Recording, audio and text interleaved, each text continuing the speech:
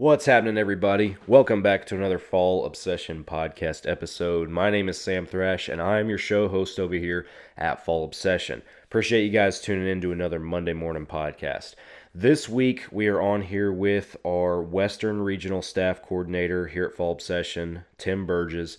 He's a Colorado resident, and every year, Tim does a lot of legwork around this time of year when Colorado comes out with their 2024 or whatever the current year is in their big game draw application rules and regs and all that stuff. So Tim is very familiar and very well versed in what CPW has going on out there. He's our resident expert for sure. And this time every year he puts together an ultimate educational piece, a guide, if you will, on our website, fallobsession.com. That you guys can use as a tool and a resource if you're trying to plan a hunt in Colorado for every big game species that there is. He has it laid out in there. And then him and I always sit down this time of year and do a podcast about some of the changes that Colorado is seeing this year.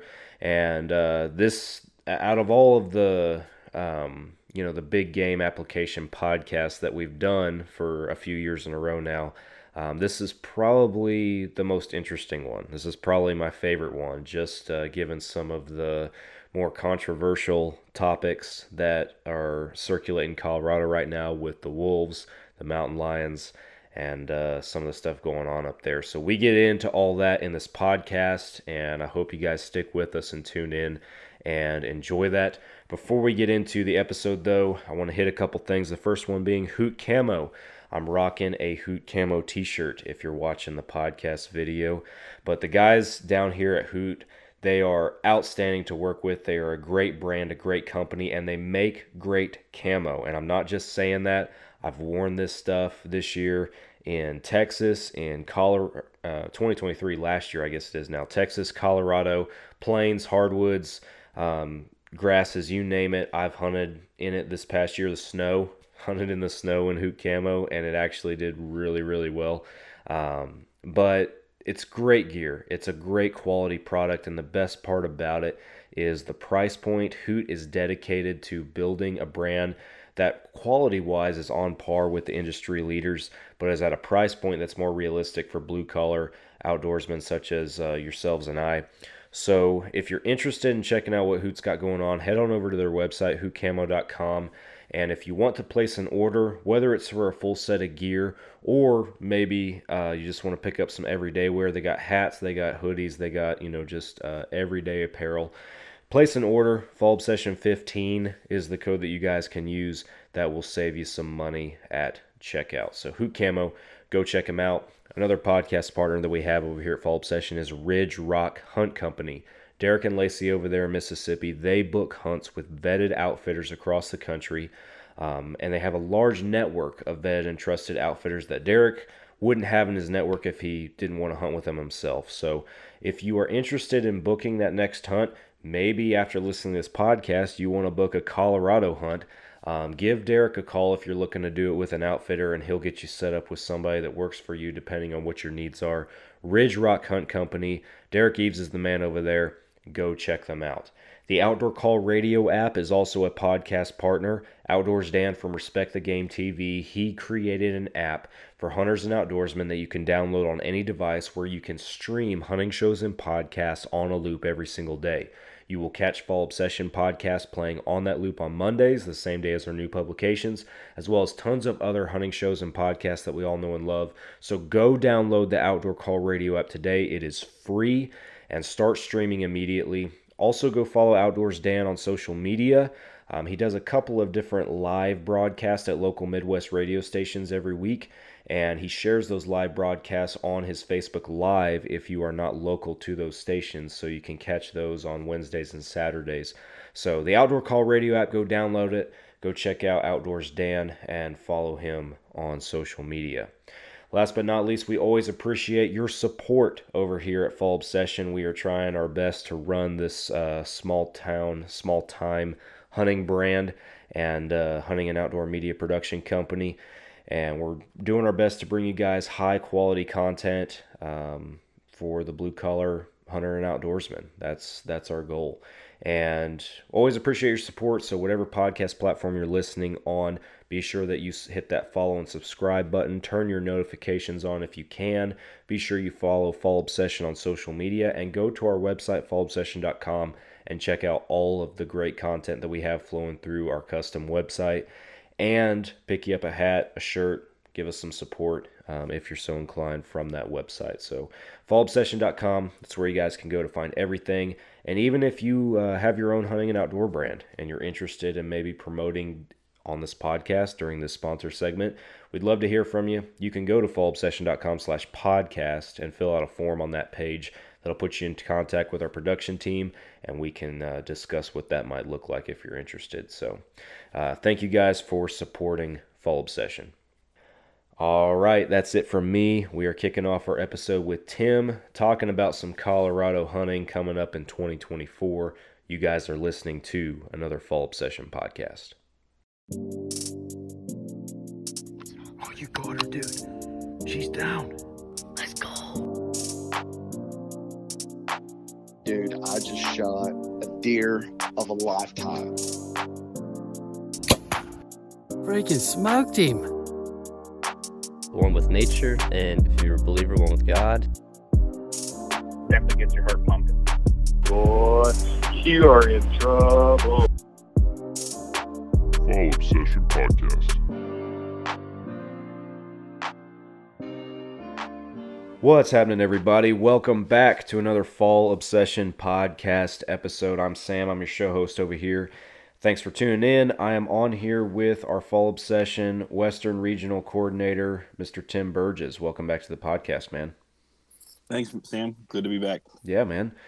You're no stranger to the podcast. I'd have to look it up probably to go through all the numbers and all the episodes that you've been on. You've been joining us since the infant phases of this show, but most recently,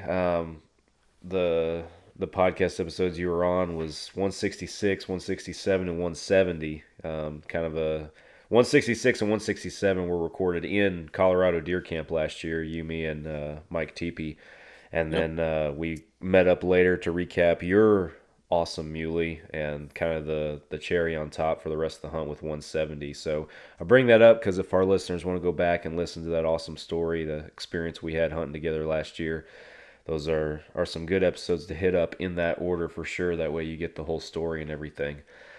But today we are hopping on here to talk a little bit about Colorado, some tags, some draw applications. I know this time of year for the past few years now, I know you've been putting together an article for us on fallobsession.com as far as how to get a big game tag in Colorado. That's the title, I think, of the article, and just kind of a guide for anybody that might be looking for anything in particular when it comes to putting in for Colorado points. Because if you've done it before, as I'm sure you'll mention here, it's not the most simplified process by any means. So at least for a non-resident, I'm talking as a Texas guy down here. It's definitely like one of those things you do it once and you start to figure it out. Yeah. Because the screens don't but the first time it's so confusing. And I think that's the big scare everybody has is one, like they're like, well, I'm just throwing money at the future, which is actually, you have to think of it as an investment. I'll get into that in a minute. But, the other part of it is it's like so many guys like, I don't know how to do this and I'm just scared to take the first step. Yeah. And so they delay their, dream hunt by every year you wait, it's another year. And realistically at the point now where like every 5 years you wait, it's probably really like 6 or 7 years with point creep and increase in tag costs and everything. Yeah. Now that a non-resident elk tag here is over 800. If you get into like Wyoming special draw, I think I want to say now it's like $1,900 or something insane. Which that's the quickest way to get like a good Western elk permit is that. But you're at $2,000 just in license and permit. Like you're in deep just to start the show. Yeah. No, it's changing for sure, and I know we're gonna get into some of that and everything. I know, kind of going off of what you just said, like even for a non-resident, you mentioned, you kind of start figuring it out, after you do it a time or two. And last year was my first year ever putting in for Colorado, as you know, and fortunate enough to get up there and hunt with a muley archery tag. But even with that, and then us having done this now for several years in a row, both through your article and then through this podcast every year, even I'm getting a little bit more familiar with it. Because I remember the first time that we recorded a podcast about this stuff, man, I'll be honest with you, it was like you were speaking Greek. Like, I did not know what was going on. You and Nick were taking notes and like I was just like, guys, I'll just tell you after. Don't even try to keep up. We'll just tell me when you want to start spending money, and I'll walk you through it at that point. Like, just tell me when you're ready to spend the money, and we'll make it happen. Yeah, that's the big thing. Like I said, is you gotta start the investment early. Like kind of on that note, basically to put in for an animal this year, it's I gotta check the notes. $121 and change. Yeah. And so then every additional species is $10 more. But if you think about it, like 5 to 7 points, if you're going to do archery, especially for like elk or deer, put you into a whole different class of like at where you're going to be able to go, in that you're probably going to have a third to half of the hunting pressure you would have doing over the counter, which is huge to start with when you deal with 100 dudes instead of 1,000 dudes or 500 dudes.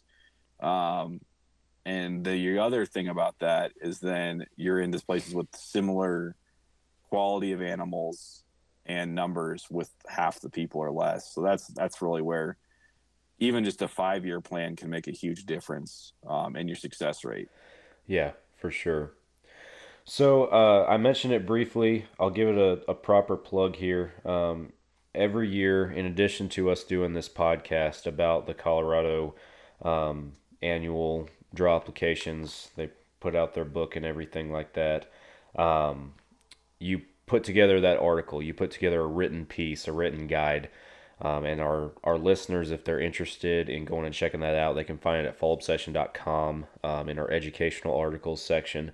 It's been published. It's live for the 2024 version, and we'll be sure that we put a link in the description on this podcast episode on all platforms. That way you guys can get to it easily. But that's going to walk you guys through whatever species you're going. Tim has spelled it out on, all sorts of different ways that you can get a tag. You have 6 options or 11 options or 3 options, whatever it is, to get this tag, and here's what they all are. And he walks you through that. He talks about cost. It's very...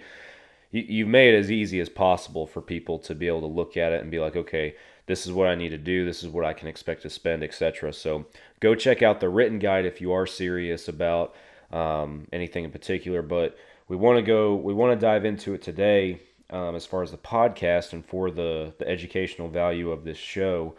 And I got my book in the mail too down here in Texas, so it made it all the way south. But what are the big changes? What's going on? And I know that's a broad question, but there's obviously been a lot of discussion lately around Colorado, and we can talk about some of the more controversial topics maybe later on just a little bit. But as far as what 2024 saw, what kind of changes were big? Yeah. And I'll do a little background on them so it makes a little sense as to why. But the biggest changes are in like Northwest Colorado, which from like me being crazy. That's where I like forever I hunted there. So it's like units 3, 11, 301, 211, 220, or 23, 24, 12, 231, 131, 13, 441, 4, 5, 214, and 14. Basically, if you're familiar, it's like north of Glenwood Springs to the border, and then like west of Steamboat almost to the border. So it's a bunch of the like super high population for elk units, the top, in my opinion, the top pronghorn units. For deer, they're good, but they're not like that great a trophy. There's pretty good numbers, but they're not like outstanding deer units, but they're still solid. But for elk and pronghorn, they're some of the best units. Maybe not in overall like trophy quality, but definitely in realistic opportunity and tag success, even with insane hunter numbers. I forget if it was 22 or 21 I was looking at the other day. There were 1,800 over-the-counter rifle hunters in elk season 2. Whoa. 1,800 dudes in Unit 3 and 1,500 in Unit 301, which is half the size of 3. Holy crap. And like that's where like there's a ton of dudes up there, and like doesn't mean they hunted their whole season there. They did. It just reports that they did at least one day there on that thing. Wow. But like they are like some of the most popular units, and for great reason. They are not very high altitude. Like the high end's like 8,000 feet. Beautiful sage flats, awesome landscape. You can do a lot of work with your binoculars. I love hunting there personally. I didn't go last year, but for several years in the previous, and then even when I was younger, that's like was my primary elk spot. So it's an area that I love and would even still recommend going to. It's just a lot different this year in that, like for pronghorn, we'll start there because this is probably the biggest, like hardest change of all of it. There's no doe hunting in like any of those units this year. And then they've reduced the tag numbers by like 70 to 80% for bucks. Oh, wow. And so like insane difference. And the reason is the main one, which everyone's going to say it's not, but the real main one is in 2022 and 2023, they had back-to-back like all-time terrible winters. I know in 2022, they had like snowfalls, like where it was like multiple feet of snow on the ground for weeks at a time. Wow. During the winter. High temperatures in the like -10 range for like weeks at a time. So just like absolute insane calf mortality. Most of the like yearlings and then like new babies died. I know in one of the herds they reported like 80% first year animals dead. Wow. Which is insane. Pair that with a little bit of not the wolf introduction that's been so controversial, but it's right next to Wyoming. And so there's been wolves coming over. I've personally seen them in 3 and 301 back in January of 2022. So I can vouch as a human, they've been there. It's not like they're not there in thousands or anything like that, but they are coming through and causing some issues. And so that plus those super bad winters, it did also kind of wipe out the bear numbers. Is the other weird change for the area is there's never really been that many. So it used to be just an over-the-counter add-on where now they've made it a draw with, it's probably going to be a pretty hard bear tag to get. And to be honest, it's probably not worth the money because there's never been that many bears up there. Gotcha. But so that, like, it's one of those things where like that area now, like from a predator standpoint, is always had some mountain lions, not like a ton, but a few. Wolves are going to be the primary predator, and bears are probably going to be like the last big predator on the list. But to go back to elk, basically it's always been, like I said, over the counter has been a huge deal there for rifle. Now, if you buy an over the counter tag there, it's only good for private land, which there is a ton of, and there are a ton of outfitters up there. And for between $1,800 and $3,000, you can get on a place for a cow tag pretty easily. There's a ton of places that will do trespass fees or really pretty reasonable, in my opinion, access. Some of them include lodging for that $3,000. For a bull, you're probably looking at 3 to 7, depending on the exact place and how many acres and that kind of stuff. But so if you are going to go up there for sure, and you're going to be lazy and not putting for the draw, just expect a $10,000 bill this year.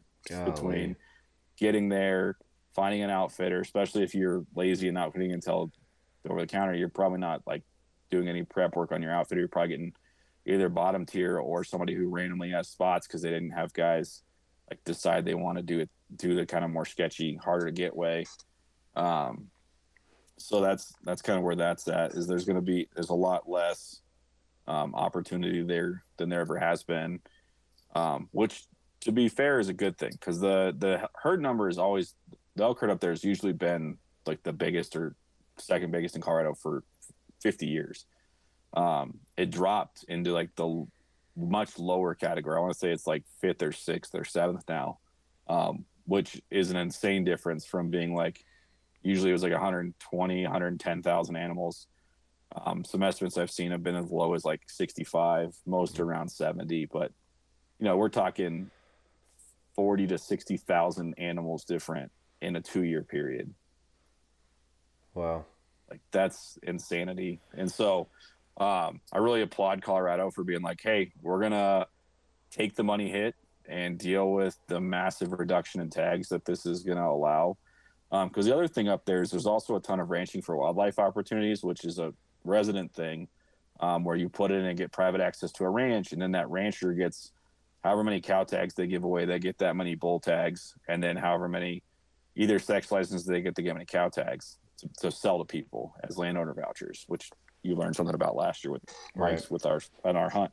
So they're big money for them, and they basically said, hey, like 95% of those are going away too, or not. It was like 85-90% of those went away. Wow. And so like not only did they like piss off all the people who are non-residents or people who've always hunted there, they're also pissing off all the landowners who have made a ton of money historically off of this, and probably help fed their families or keep their cattle alive, or whatever that's money's even used for.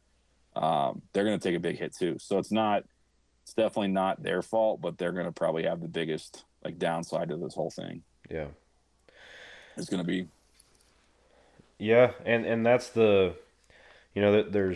there's two sides to it for sure, but misconception looking in is that hunters, just want to go out there and kill things while reducing, like, this is conservation, like this, reducing these tags and everything is being stewards and taking care of, these things for years to come, ensuring that we have hunting opportunities in the future. It may not be the same, but I'm with you there from the standpoint of, you can't, if you have stuff out of your control, that affects your populations and everything, you got to adjust for it. And that could impact hunters as far as opportunities. It can impact the state or landowners financially, but you have to have game for future seasons, and this is why. So Yeah, and saying last year they made a change like about the time the draw happened or right before the draw deadline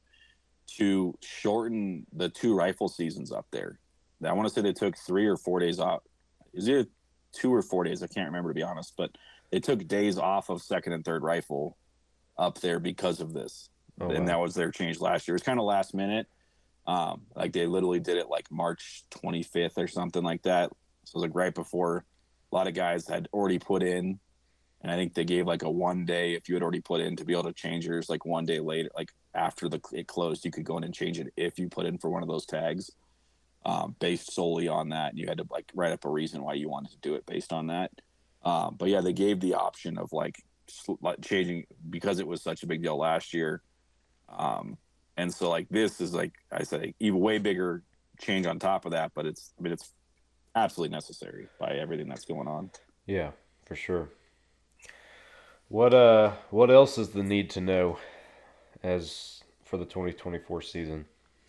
So like I said, that's definitely the big one, is that like, so plan on probably 1,000 hunters per season, like every season being displaced by this, to somewhere else. And so if you have like the required points to get a better tag, it may not be enough this year, because there may be somebody who normally over the counters and then builds their points go, hey, I got pushed out of my normal area this year. I've got 8 points. Let's jump in on something that isn't quite what I was saving up for, but I want to go hunting with a better opportunity this year if I'm going to go somewhere new.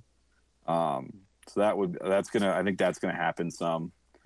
The other big change is the whole mountain lion thing that's coming up, where we don't know if we're gonna have a mountain lion season after March, so AK next year and beyond.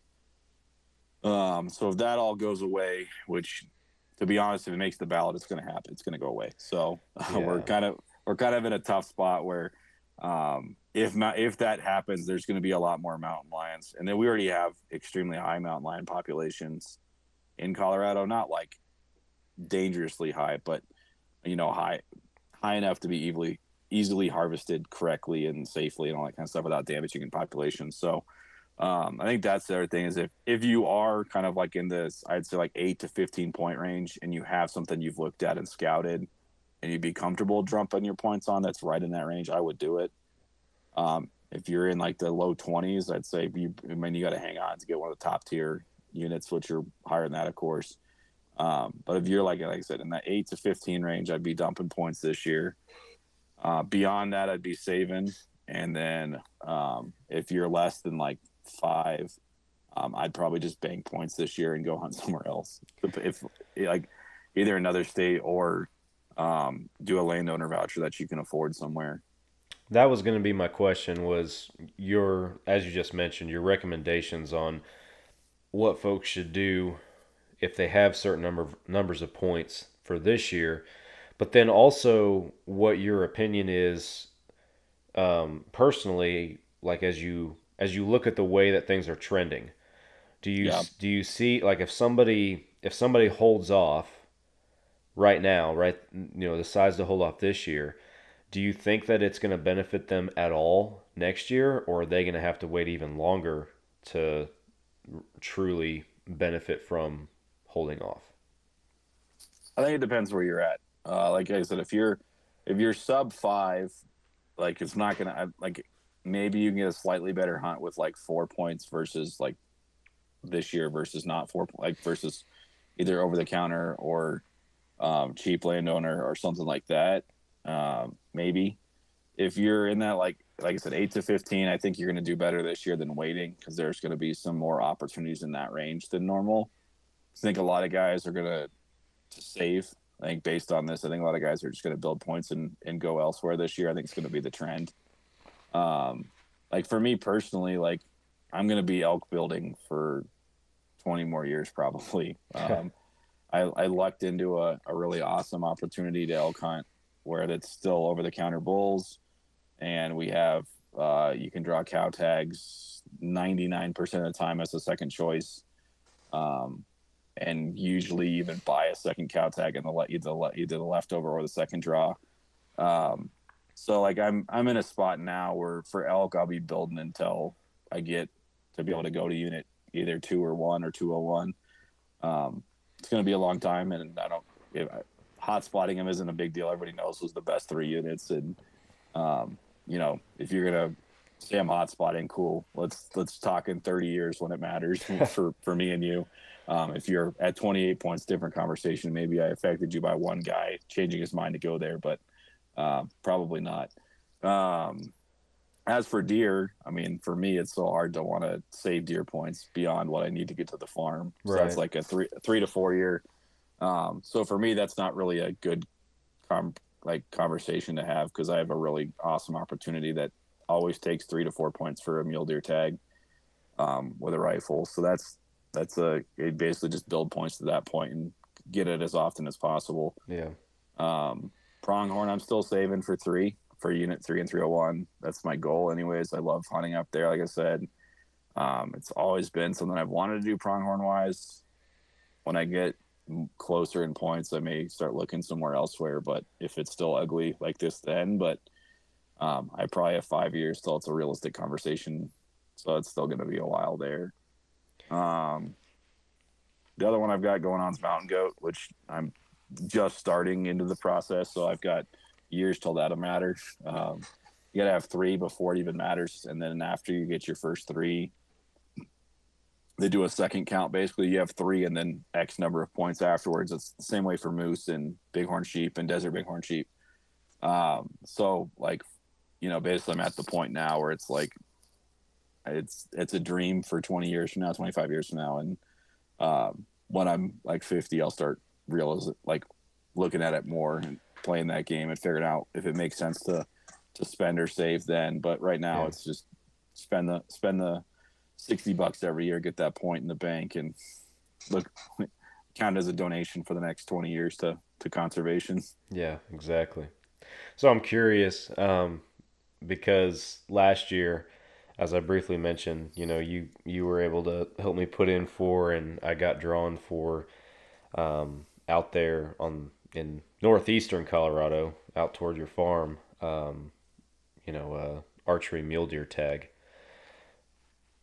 And again, even though I'm understanding how this all works a little bit better, still asking all these novice questions. But Yeah. What are the chances of that happening this year? Is there a big difference in that realm from this year if I decided to go this year instead of last year? Would I have a better chance, a worse chance? I think probably about the same, to be About the honest. same. I mean, like you saw, there's no public land there, and so anyone who's Yeah. like, "Oh, I'm gonna go hunt that area," it's like if you don't know a guy, you ain't gonna hunt that area, Oh or if yeah. you are, you're not gonna have any land to hunt. So if you are looking on the east, anywhere east of like Colorado Springs or like slightly east of Denver, if you don't know a guy, you're going to have the like couple pieces of public land per unit, and that's it. No one's going to give you permission without paying them money, Yeah.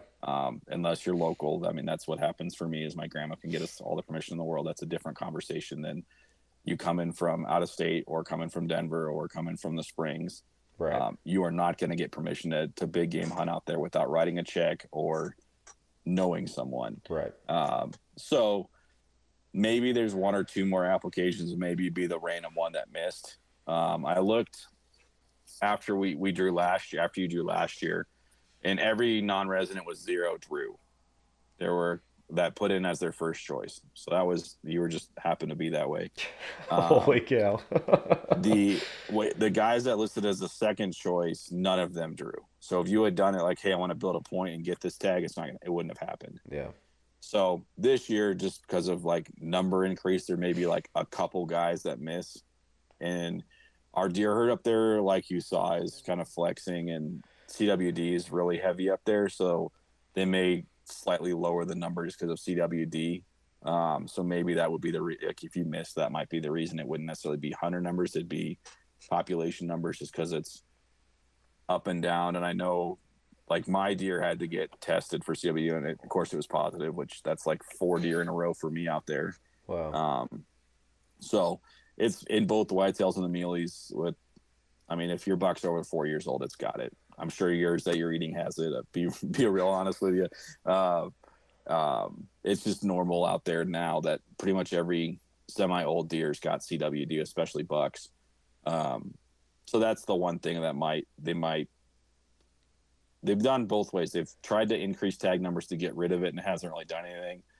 There's a lot of locals out there calling for a reduction in tags. That way they can hopefully get some more age class back on the animals. We'll see. I don't think you would have missed this year for any other reason besides like maybe just a different management plan. Yeah. Yeah, the CWD is a weird thing, and I know, man, I can't remember, because it's starting to creep south. It hasn't gotten to a place where it impacts like us directly on Texas dirt where we whitetail hunt and everything down here in Texas, but I can't remember if it was just a conversation all of us were having up there in camp, or if I was recording a podcast with you or somebody else completely different. I don't remember, but it's just it's almost like you're constantly behind with that stuff, because by the time that a a conservationist, or not, probably not the best term, but somebody who's management minded, or a biologist, the right people start looking at this stuff and start getting results and everything on CWD testing in an area, it's already spread far beyond that area. So you can do whatever you want to do, it seems like, to try and impact that specifically in that hunting area, but it's already passed through there and is on the front line somewhere else. So it's almost like you can't catch up to it. At least that's my perspective. Yeah, it's super quick spreading, and like the big push in a lot of states, Colorado's never had, so it's never been like they had to make this change. Just getting rid of baiting, or like minerals and that kind of stuff. And that's never been something we've been allowed to do, so it's not been like something they've had to push. But there's been supposedly some science proving it. Probably it's happened, but like my area out there, like, it's got over 20% positive. To give you an idea of all the tests they run, it's over 20% of them come back. They don't give you the exact. I don't think they really want to. Right. But basically every county around there, almost all the way to Denver, and then south, half of the state is all over 20%. So, like, a quarter of the state out there basically is all over 20%, and then every touching unit's like in the second category, or there's a couple in the third, but most of them are in the second highest category. And that's the other part with like 3 and 301 and those kind of areas. They also have really high CWD. They're all 15% plus, and most of them are 20% plus, where this winter kill is so bad too. And they also have it in their elk herd at like over 15%. So it's getting hit in every possible way. The bad weather, CWD, you name it, that thing's just getting beat up there. Yeah, so. for sure. So I wanted to ask you, and we're getting a little controversial here, but not just as somebody who, knows this big game book backwards and front and can read it with your eyes closed, but as a Colorado resident, as a Colorado voter, what's going on with this mountain lion stuff, man? So, you kind of have to go back to the wolf thing. Yeah, the wolf thing too. Really, but it's all involved, so that's why we have to talk about it. So well, you have to go back farther than that to bear stuff back in the 90s. But Colorado has had this really bad habit, and that's what I'm going to call it. You can use other words that most people would rather use, but that's what I'm going to use. Of allowing voters to make wildlife decisions. And this goes back, like I said, into the 90s. The first one was like not letting houndsmen hunt bears anymore with dogs. And that was back, like baiting and hounds were outlawed in like, I want to say it was like 92 or something like that's when this whole thing started. So basically once that, it set a precedent where, we'll call them like lesser liked practices is the way I would look at it. Obviously, like there's nothing ethically wrong, in my opinion, hunting bears with hounds or with bait. Other people who don't understand it might have an issue. So it's things that are like kind of on the fringe. So that, that got voted on and killed back in like the 90s. There was another thing that happened in the early 2000s that like got rid of something else. And then we got rid of our spring bear season the same way. So it's like slowly nicked away at everything we've been allowed to do. And then a bunch of money came in, a lot of it from the governor's husband, and not directly, but it's his money. It's from a foundation he works for and is like number 2 at, and is a massive donor too. So whatever you want to take from that, came in and did this whole thing where they wanted to reintroduce wolves. And then, of course, got it to the ballot because that's how you win with this kind of stuff. You put it to a popular vote. And it won, I mean, barely, like 50.4 to like 50.4 to like 49.6%. I mean, just barely won. And it's in the past. There's nothing we can do now. But if 5,000 people had voted the other way, that's probably the difference at this point. Like, wow. It's not many people, maybe 10,000. Like, it was a very small, less than 1%. And it got recounted once and stayed. So, it's whatever. I'm not fighting the vote. It happened. It's done. Nothing we can do now except for increased funding to CPW to help offset the cost they're going to have from all these wolf issues. And so that whole thing was written. They had to have wolves on the ground by the end of 2023.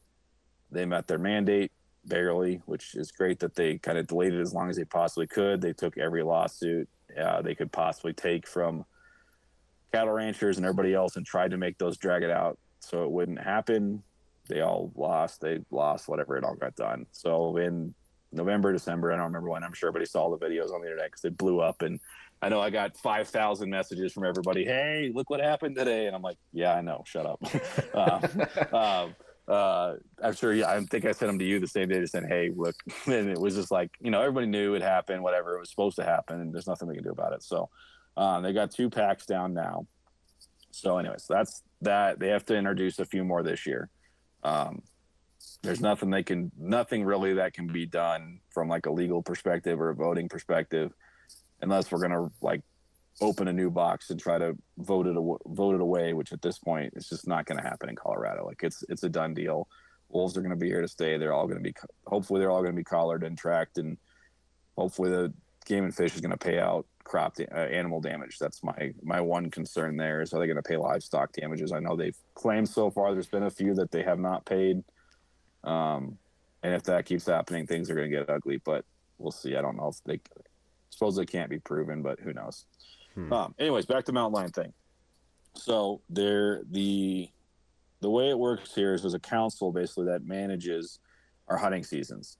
And usually it's like partial biologists, and there's a couple state appointees. Well, our last several governors have all been leaning one way. And the one, like I said now, who his spouse is an extreme animal rights activist, they obviously appointed people who have similar beliefs. And so they thought, with all the bad rep nationally and kind of in a, just public space about mountain lion hunting, in like California getting rid of theirs and a few other states, it kind of being, issued, and lots of people being pissed off and rallying to get rid of it. Basically, this season here runs through the end of March. The commissioners that they all appointed in like that panel decided we're not going to, normally there's like a small April season that's part of like the next year, if you will, is the way it runs. They basically said, well, it's going to end at the end of March. We're not going to have that April extension. And then there's a bunch of stuff where they're trying to get a thing to go to the ballot. Kind of two things are kind of added. It just kind of depends on what ends up getting passed. I expect one of the two will end up on the ballot, if not both. The lesser of the two, like from a hunting's perspective, is they want to ban electronic collars and the use of dogs to hunt mountain lions. So like e-collars and electronic calls, and then also hunting with hounds.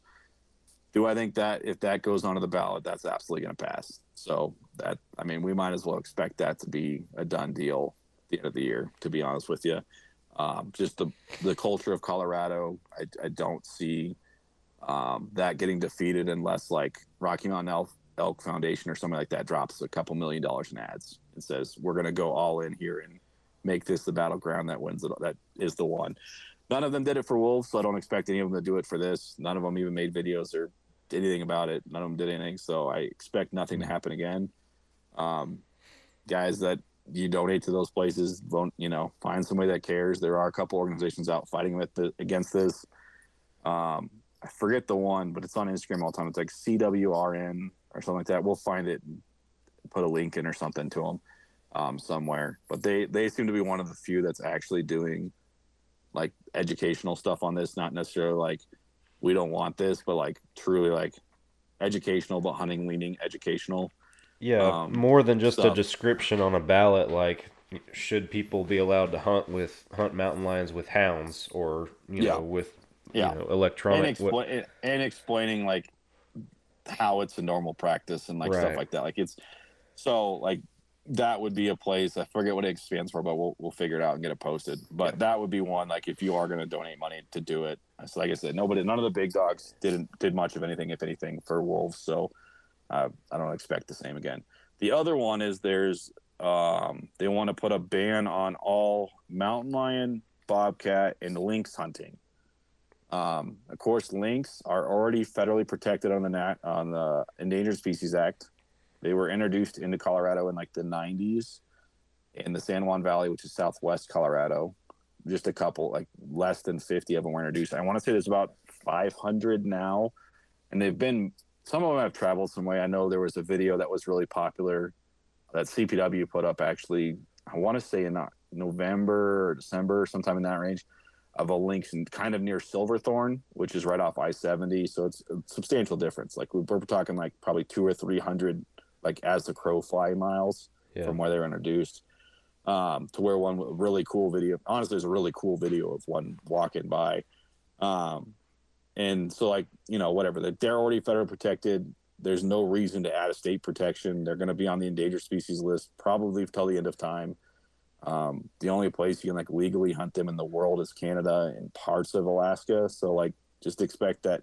And then Africa, there's a different species of lynx you can hunt over there, but lynx are not going to be legal to hunt in Colorado probably ever. Anyone who thinks this is about protecting those is crazy. They're going to be on the endangered species list until 200 years from now, if everything goes perfect. Maybe at that point they'll come off. Right. So like that's I think the one of the things that they threw on there to try to like make people think we really need to vote for this, but there's going to be no change in their protections in the foreseeable future unless their population explodes in the next few years, which I just don't see happening. Yeah. knowing how they operate. They have really low fecundity. They have like 1, maybe 2 babies a year. They skip years every other year. Like they're just not a species that's going to reproduce at a rate to warrant getting off. They're beautiful. I mean, they're super cool. It'd be something that if like I got an opportunity in Alaska or Canada, I probably would. But it's not like it's not something that's going to happen here in a realistic time frame. As for bobcats are in a really good population standpoint here. There's no need to protect them. You already have to have another additional license to hunt them here. Beyond just a small game, you have to have a fur bearer license as well. Or if you have fur bearer, you can hunt them with that if you don't have a small game. So it's one of those things where like people that don't know don't understand kind of thing. I don't think there's any need to protect them personally. There's good populations where they are. There's not very many anywhere I've been. I've got a couple trail cam pictures of them at the farm, but that's few and far between. Yeah. And then of course the mountain lions. Colorado has some of the best mountain lion populations in the lower 48. I think the only place that has like higher populations like per like where they can live right now is California. But California's been not allowed to hunt them for many, many years. I think it's like over 6 now. And then they're paying professional hunters to kill the mountain lions because they're killing too many dogs. So it's like we're not quite to that point, but we could be there in 3 years if this goes away. Yeah. And not that like hunters are really making the difference, but what we're doing is we're keeping them in the right places for the most part. They're still killing a lot of dogs in small towns in the mountains, but they're not yet coming down into Boulder and Fort Collins and like the other places that are probably the people who are going to vote yes on this. And then they're going to see like their open space by their house is going to be like 15 dogs a week get murdered by mountain lions in 5 years if this goes through. I don't think they're thinking about that. I don't think that's anything they'd ever believe would happen, no matter all the proof in the world to show that it's probably likely. But I mean, that's where we're eventually headed when this passes. And then it'll be, who knows what happens from there. Like I said, I fully expect if one of them hits the ballot for it to pass. I just don't think there's enough people that are going to be motivated against it to make a big enough noise to get the middle ground to jump that way. Because I thought wolves wasn't going to pass, and then when I saw it did. Like mountain lions are even more, I think, iconic to a lot of people here. I know from people at work that don't hunt and know I hunt. I mentioned it one day and I got looks like, oh, you can shoot a mountain lion. I'm like, yes, after you do a test and do all this other stuff. Because like down a mountain lion here, you have to like, you get a book, like, like the book you got, but it's half as thick. You have to read the whole book and you have to pass a test at like 90% plus score on it. Oh, wow. Maybe even higher than that, I forget. And then you're allowed to purchase a tag at that point after you've passed everything. Huh.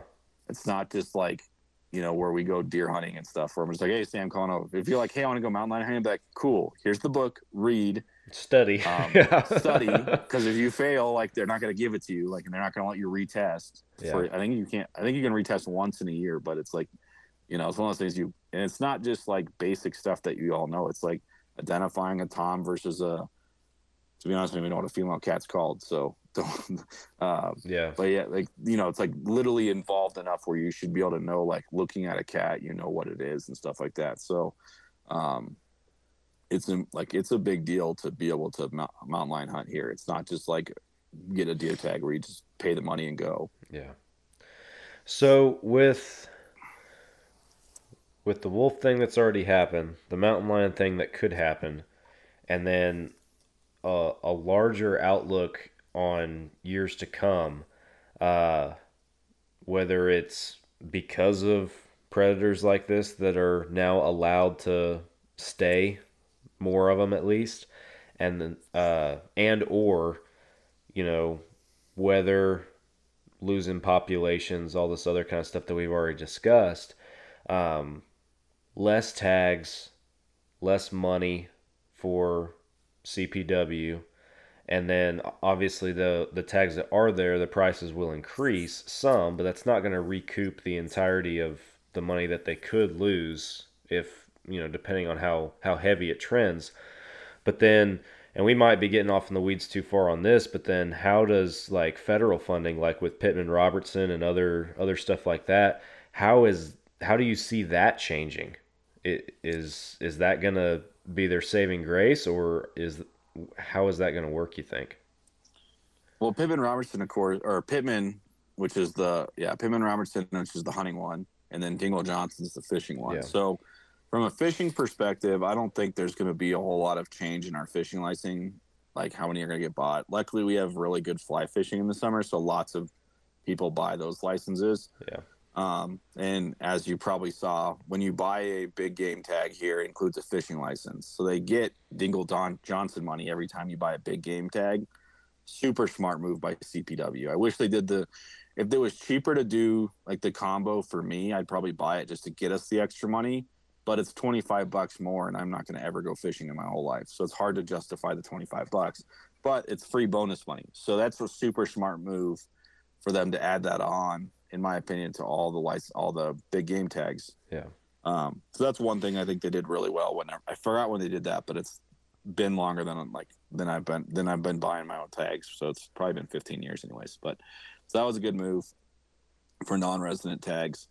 So that helps there. As for like the Pittman Robertson, obviously if you get less in license fees, you get less in Pittman Robertson. So I think that's going to be one big thing.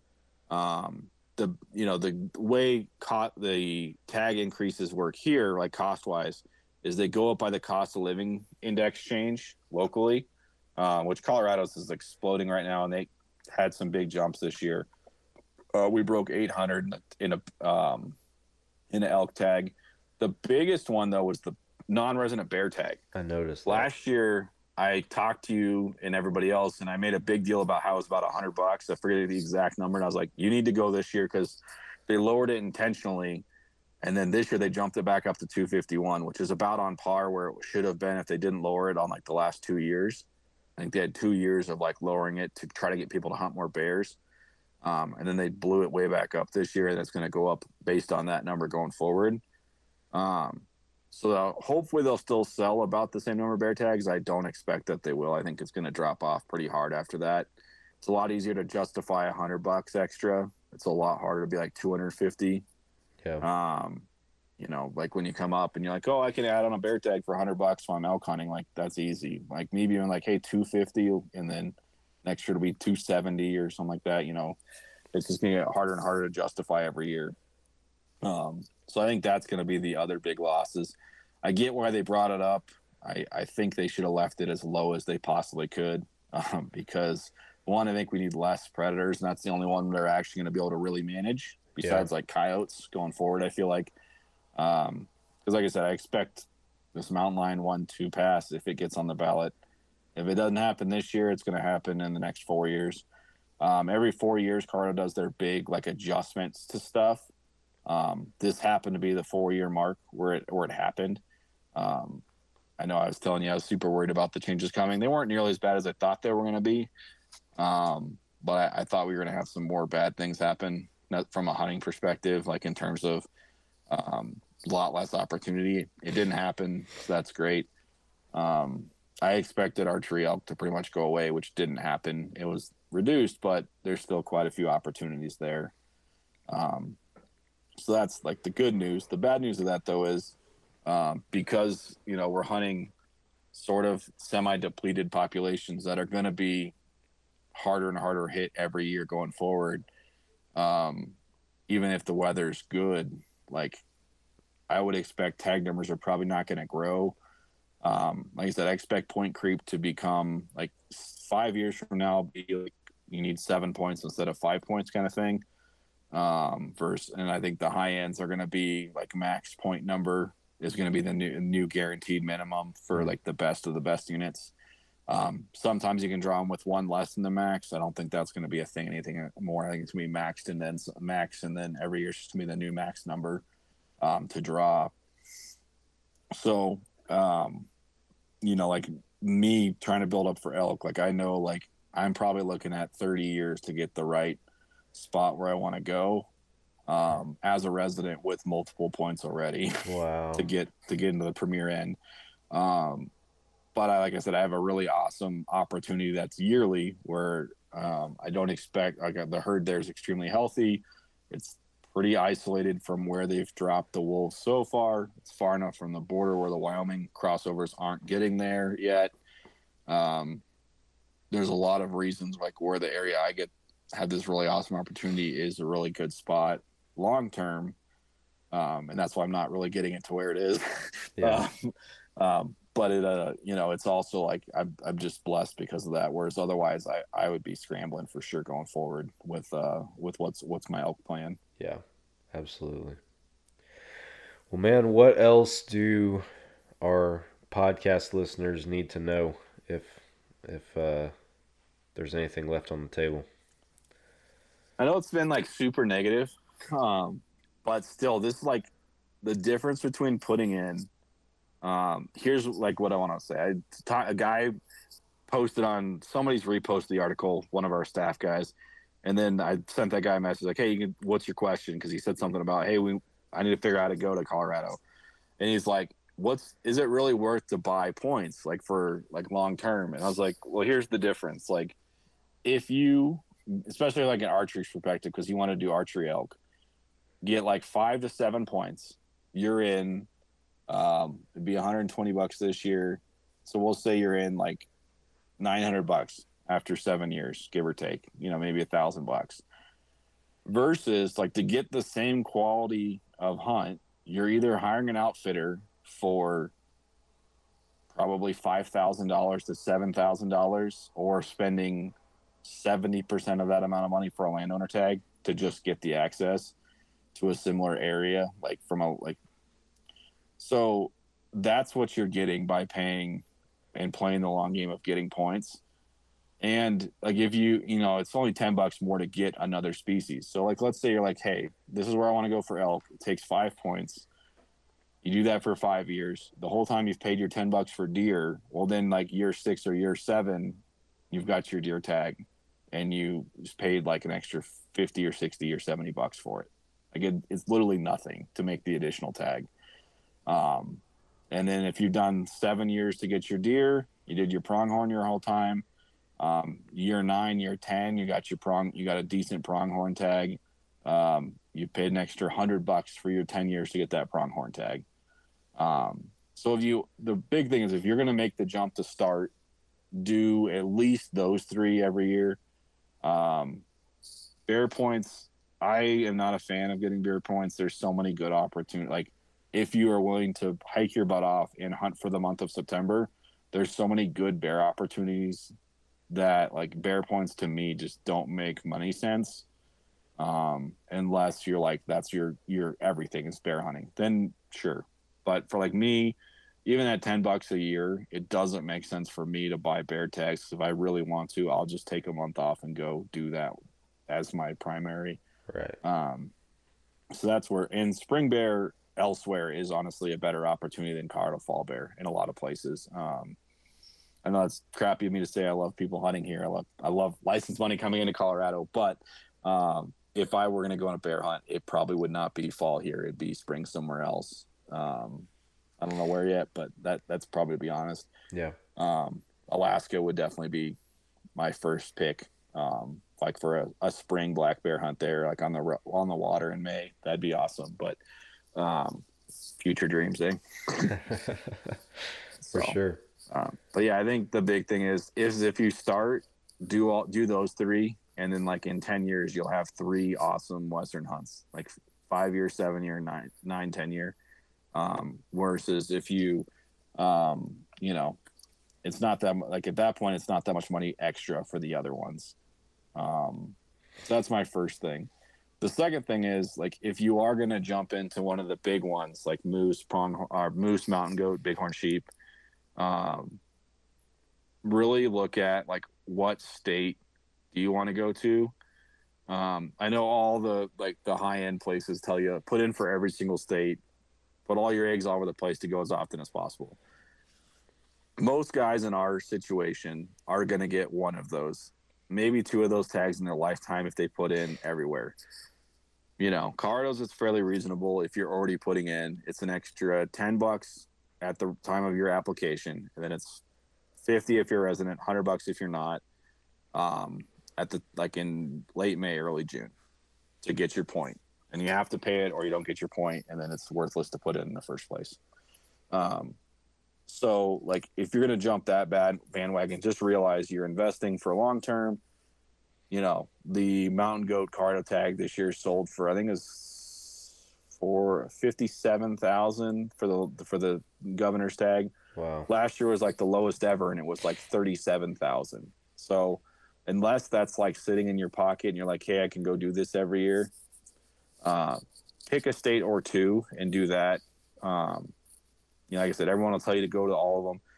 Realistically, let's say you get 30 years from now and you start drawing a bunch of $3,000, $4,000, $5,000 tags, because that's what they're going to be in 30 years. Even if you've saved really well, you're not going to be able to afford 3 hunts or 2 hunts a year at tags with that, let alone realistically, if you get that, let's be real, you're going to get an outfitter. If you're dropping $3,000 on a tag, you're finding an outfitter. Oh yeah. Even if it's maybe not, or maybe a guy or whatever, but when I get my mountain goat hunt eventually, I'm planning on it being a $10,000 to $15,000 hunt. Whereas going somewhere else for mountain goat is anywhere from 47 to 70. So it's cheaper, but it's also I'm realistic about this tag is not the only cost here. This is the icing. This is the top of the food chain. It's getting the tag, and then having it is paying for the tag itself is the cheap part of it. Yeah. Some guys, there may be guys out there who hunt in certain areas all the time where those animals are present, and maybe they know enough to be able to get away with that. If you hunt, the units for those are different. So that's the other thing, is if you are looking at those, the normal units that Cardo uses for elk and everything else are not the same. So make sure you get the mountain goat and bighorn sheep book, because the units are very, very different and they're managed very, very differently. So if that's your goal, there's lots of good opportunity there, but it's also you can spend, I know guys that spend $5,000 a year in applications and in points. Yeah. To get every Western state. So I got every possible opportunity. And I'm cool.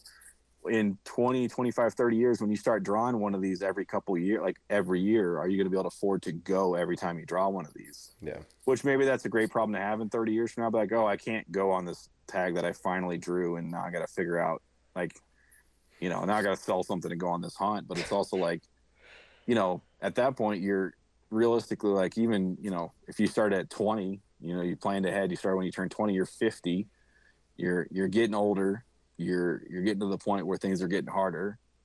And then you start drawing the later ones. When I draw, I'll be late 50s, early 60s. I'm going to be, I'm going to be stretching it to go mountain goat hunting at that point. And, if I were to have put in for something else at the same other time and get it 5 years later than that, it's probably not going to be a realistic hunt at that point. Right. Yeah. You gotta play the long game a little bit with some of it, and at least outsiders coming in or first timers might not always realize that. So it's always an interesting piece of the puzzle. Yeah. Well, man, I appreciate your time. Unless you got anything else for us. That's pretty much it. In the one thing that I mentioned in the article goes into that whole thing with those ones a lot. It gets into what's it cost to do this somewhere else.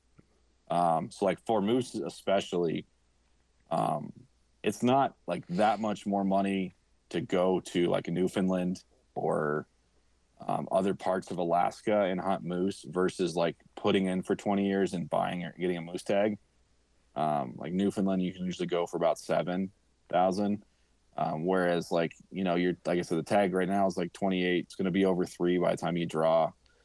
You've put in $100 a year for 20 years. That's another $2,000. You're at $5,000 right there. So at some of those, especially if you're semi older, in your 40s, it might make sense to just pull the trigger, drop some change at a sportsman show and go on one of those hunts versus playing the long game. Yeah. No, different for everybody. Find what works best for you within the system, I guess. But, absolutely.